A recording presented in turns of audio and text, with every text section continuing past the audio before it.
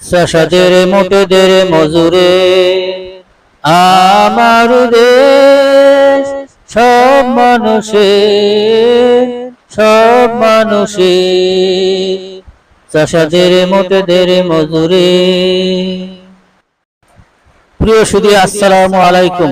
৭৬ বাংলার পক্ষ থেকে আপনাদের সবাইকে জানাই অনেক অনেক প্রীতি ও শুভেচ্ছা। আজকে নতুন একটি ভিডিওতে আপনাদের সবাইকে শুভেচ্ছা জানাচ্ছি আমি মোহাম্মদ নাজমুল হোসাইন। আপনারা দেখছেন কিভাবে পাট থেকে আঁশ ছাড়ানো হয়। কৃষক নদীতে, খালে, বিলে, পুকুরে, জলাশয়ে পাট প্রথমে 15 থেকে 20 দিন ভিজিয়ে রাখার পর তারপরে যখন পাটগুলো পচে যায়, ঠিক তখনই পাট থেকে আঁশ আলাদা করা হয়, পাটখড়ি আলাদা করা হয়। এইভাবেই, এই প্রযুক্তিতেই এইভাবেই পাট থেকে আঁশ আলাদা করা হয়, পাটখড়ি আলাদা করা হয়। তারপর এই পাটগুলো ভালো করে ধুয়ে রোদ্রে শুকিয়ে তারপরেই বাজারজাত করতে হয়। আর এইভাবেই কঠোর পরিশ্রমের মাধ্যমেই তৈরি হয় আমাদের জাতীয়, আমাদের দেশের ঐতিহ্য সোনালী আঁশ পাট। আর এই পাট বা এই ধরনের বহু পরিশ্রম করে কৃষকরা আমাদের অর্থনৈতিক চাকা উন্নত করে এবং আমাদের দেশকে সামনের দিকে এগিয়ে নিয়ে যায়। চাষাদের মোটেদের মজুরে আমার দেশ, সব মানুষের।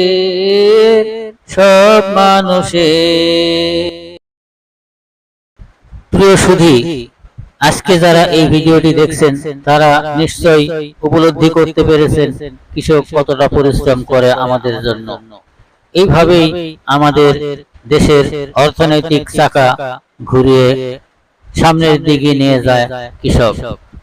যারা এই ভিডিওটি দেখছেন তাদের প্রতি অনুরোধ, আমার এই ছোট্ট চ্যানেলটি সাবস্ক্রাইব করে রাখবেন, যাতে পরবর্তীতে কোনো ভালো ভিডিও আপলোড করা মাত্রই সবার আগে আপনি পেয়ে যান। আর কোনো মন্তব্য থাকলে অবশ্যই মন্তব্যের ঘরে মন্তব্য করবেন। একটি বাংলাদেশ, তুমি জাগ্রত জনতার, সারা বিশ্বের বিস্ময়, তুমি আমার অহংকার। একটি বাংলাদেশ, তুমি জাগ্রত জনতার, সারা বিশ্বের বিস্ময়, তুমি আমার অহংকার। একসময় আমার দেশের পাটের খুব চাহিদা ছিল, প্রচুর পরিমাণে ডিমান্ড ছিল আমাদের এই পাটের। আমাদের দেশেই অনেক চাহিদা ছিল, কিন্তু আশেপাশে অন্যান্য পার্শ্ববর্তী দেশগুলোতে পাটের আমদানি বা পাটের উৎপাদন বৃদ্ধি পাওয়ায় আমাদের চাহিদাটা অনেক কমে গেছে এবং সেই সাথে অনেক রাজনৈতিক পরিবর্তন, অনেক রাজনীতি হয়েছে এই কৃষকদের নিয়ে। আমাদের দেশেও অনেক পাট কল ছিল যেগুলো বন্ধ হয়ে পড়ে আছে, হাজার হাজার কোটি টাকা লোকসান দেখিয়ে।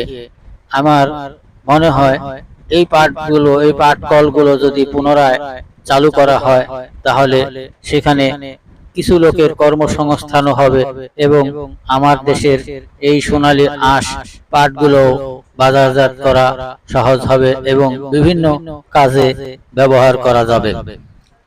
কর্তৃপক্ষের দৃষ্টি আকর্ষণ অবশ্যই এই কৃষকের দিকে যেন একটু নজর দেওয়া হয়।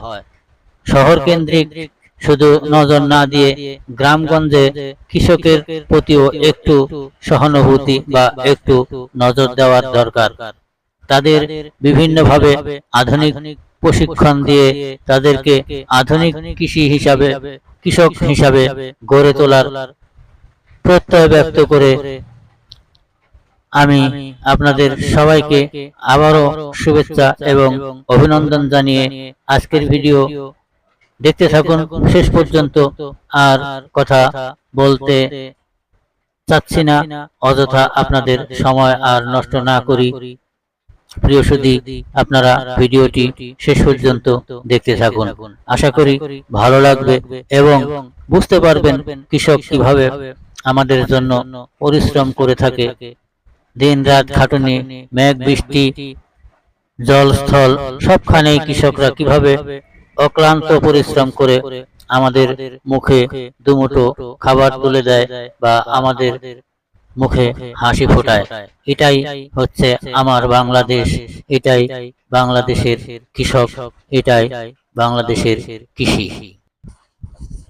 একটি বাংলাদেশ, তুমি জাগ্রত জনতার, সারা বিশ্বের বিস্ময়, তুমি আমার অহংকার।